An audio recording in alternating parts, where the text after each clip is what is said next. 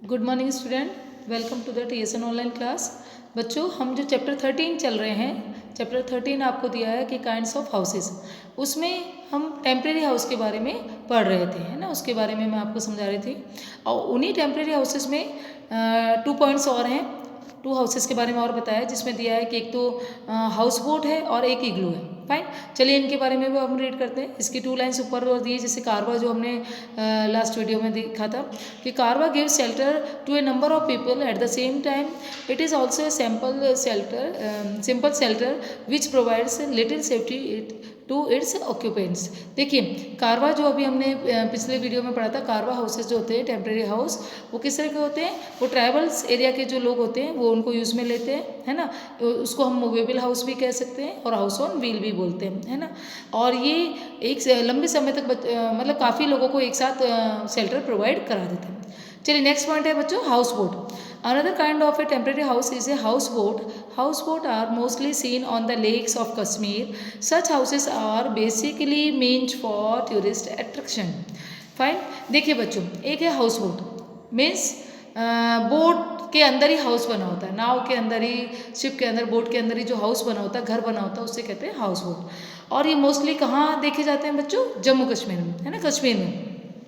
कश्मीर जहाँ की mostly lakes होती हैं, जहाँ झीलें ज़्यादा होती हैं बच्चों, वहाँ पे इस तरह के हाउसेस देखने को मिलते हैं, है ना। कश्मीर में लेक्स बहुत है, तो वहाँ पे क्या होता है? टूरिस्ट बहुत आते हैं। कश्मीर अच्छी प्लेस है बच्चों, घूमने लायक प्लेस है, तो मोस्टली वहाँ पे टूरिस्ट जाते हैं जो कि घूमते हैं। तो वो टूरिस्ट जब जाते हैं तो वो जो हाउस बोट होते हैं वो उनको अट्रैक्ट करते हैं, है ना, उनको बहुत पसंद आते हैं। वो वहाँ पे उसमें रहते हैं और उस जगह घूमते हैं, एंजॉय करते हैं।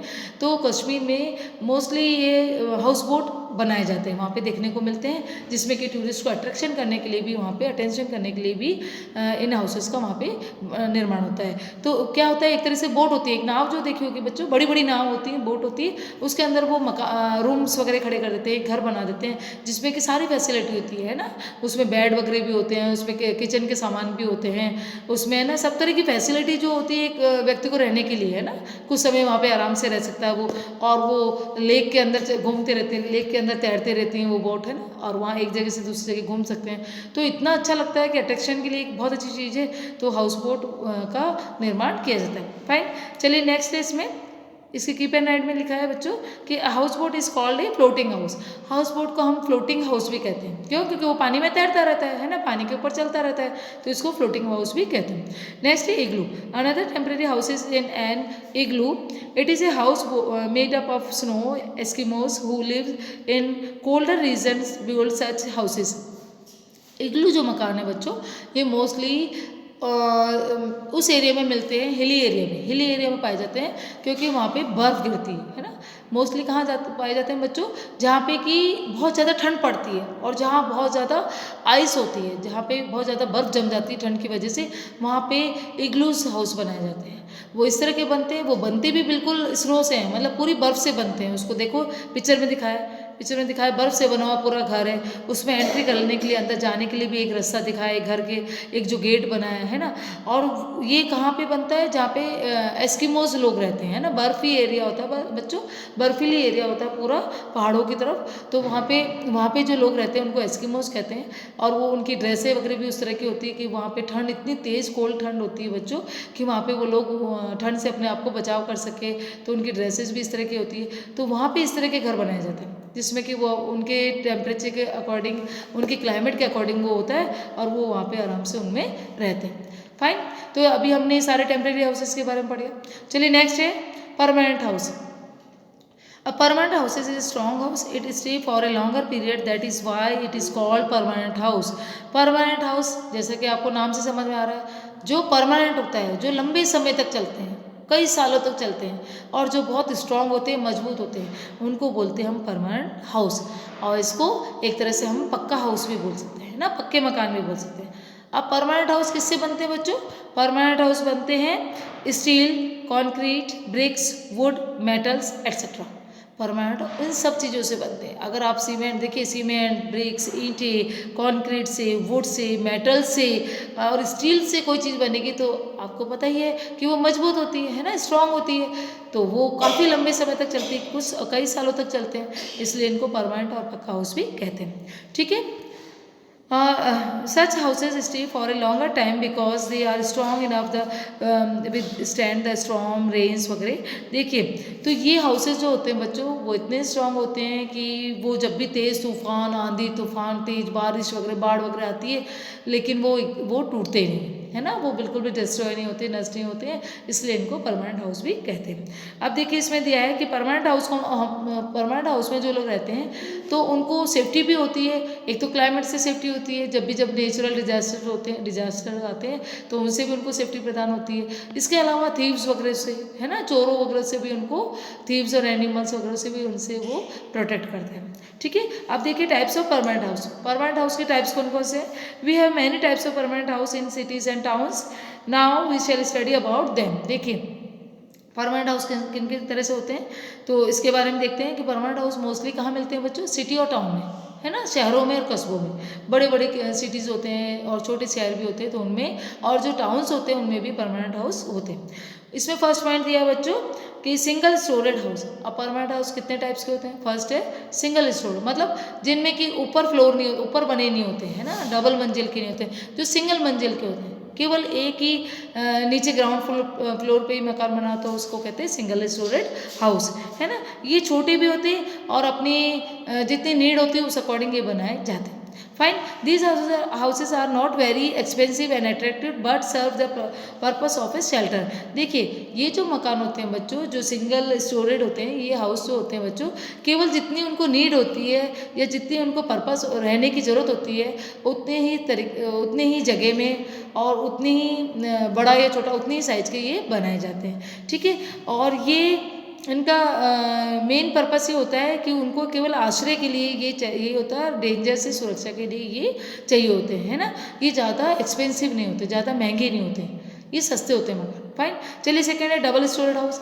अब बच्चों, डबल स्टोरेड मतलब 2 मंजिला मकान, है ना, जो सिंगल से डबल होते हैं, मतलब एक नीचे बना होता है और एक जस्ट उसके ऊपर बना होता है। A house is on a house is double storeyed house, it has more space than a single storeyed house, also it has more number of rooms. In such kind of houses the shape is utilise in a good way. देखिए, double storeyed house बच्चों वो होते हैं जैसे कि एक तो नीचे पूरा मकान बना और जस्ट उसके ऊपर उतना ही पोर्शन ऊपर भी बना, तो उसको कहते हैं डबल स्टोरेड हाउस। मतलब एक ही जगह में डबल मकान बन जाता है, जिससे क्या होता है, वहाँ पे ज़्यादा लोग रह सकते हैं। नीचे कुछ लोग नीचे की तरफ रह लेते हैं और कुछ लोग ऊपर की साइड रह लेते हैं, तो एक ही जगह का स्पेस तो एक ही यूज़ में आई और मकान डबल बन गया, मतलब वहाँ पे ज़्यादा लोग रह सकते हैं एक साथ, है ना, डबल पर्पज़ उनका यूज़ हो जाता है।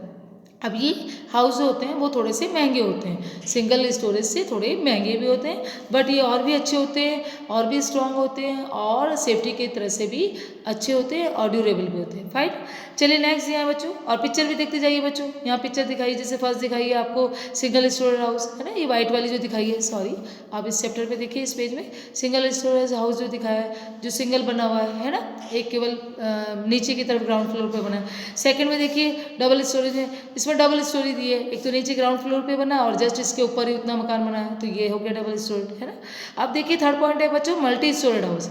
मल्टी स्टोरेज नाम से मालूम पड़ रहा है, जिसमें कि मल्टी स्टोरी होती है, मतलब एक के ऊपर एक 3, 4, 5 तक बिल्डिंग्स होती है, तो ये फ्लैट्स वगैरह होते हैं, तो ये होते हैं मल्टी स्टोरेज। चलिए, another common type of a permanent house mostly found in cities is a multi storeyed houses.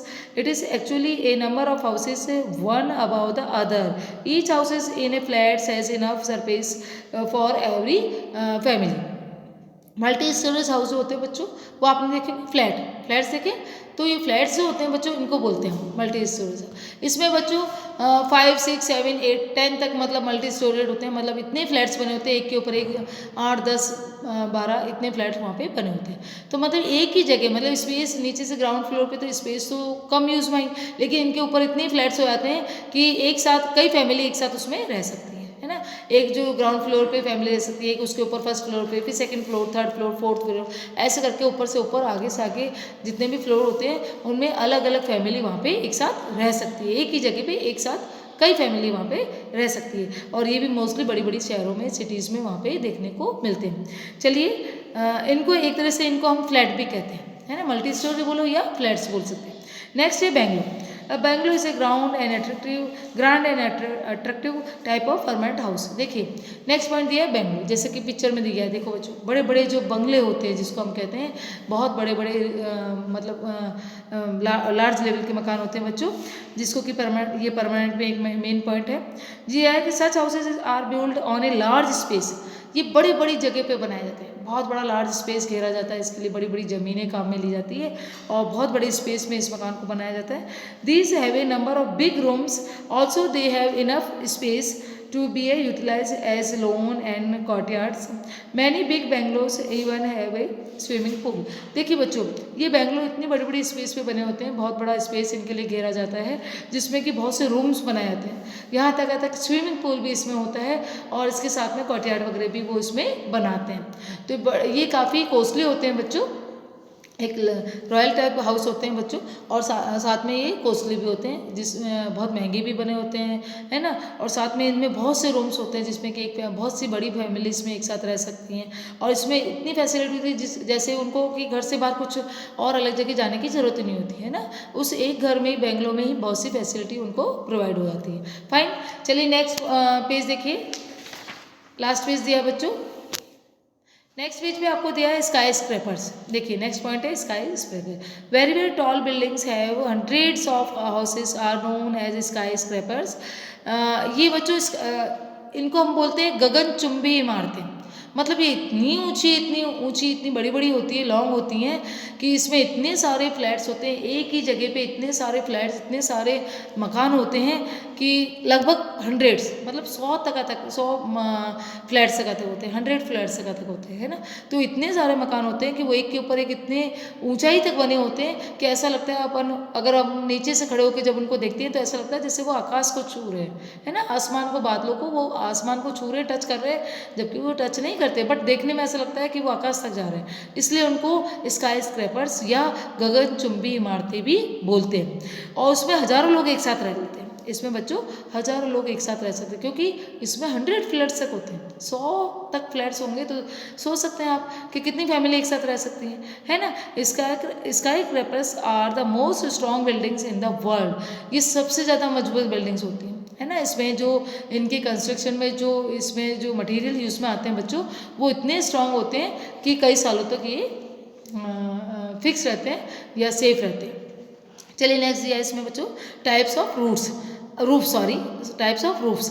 अब रूफ्स कितने तरह की होती है, रूफ्स में छतें, वो कितने तरह की होती हैं इसके बारे में हम पढ़ते हैं। अभी हमने जैसे हाउसेस के बारे में पढ़ा, अब उनकी रूफ्स छतें किस तरह की होती है, कितने टाइप्स की होती है, वो एक्सप्लेन करते हैं। Different houses have many similar features but some different houses features also, one of the except in which houses differ is type of roof.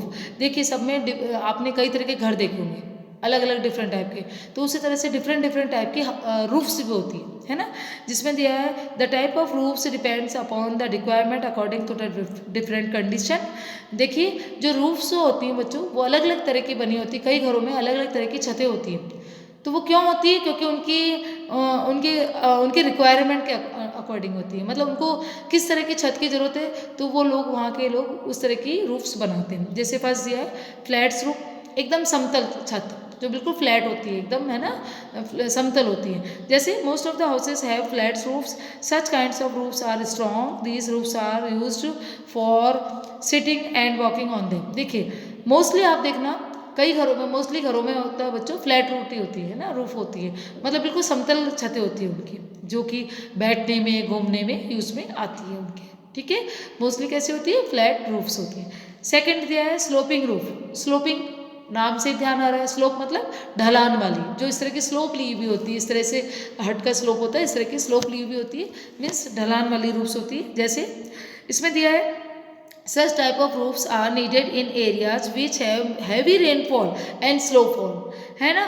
देखिए बच्चों ये जो स्लोपिंग रूफ होती है वो मोस्टली उन जगह पर होती है, हिली एरिया में, पहाड़ी जगह जो होती है ना, वहाँ पे होती है जहाँ की बारिश ज़्यादा होती है और या फिर स्नोफॉल ज़्यादा होता है, जहाँ पे बर्फ़ ज़्यादा गिरती है और जहाँ पे बारिश खूब ज़्यादा मात्रा में होती है, वहाँ पे ये स्लोपिंग रूफ वाले हाउसेस बने होते हैं, है ना।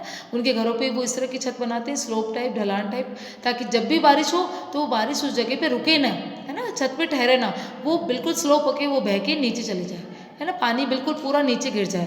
और उसी तरह से जब भी स्नोफॉल और बर्फ़ गिरे तो वो बर्फ़ भी उस छत पे ठहरे ना और वो बिल्कुल नीचे गिर जाए, फटाफट से नीचे गिर जाए। क्यों? क्योंकि जिससे कि उनकी जो रूफ़ होती है वो छतें उनकी बच जाए।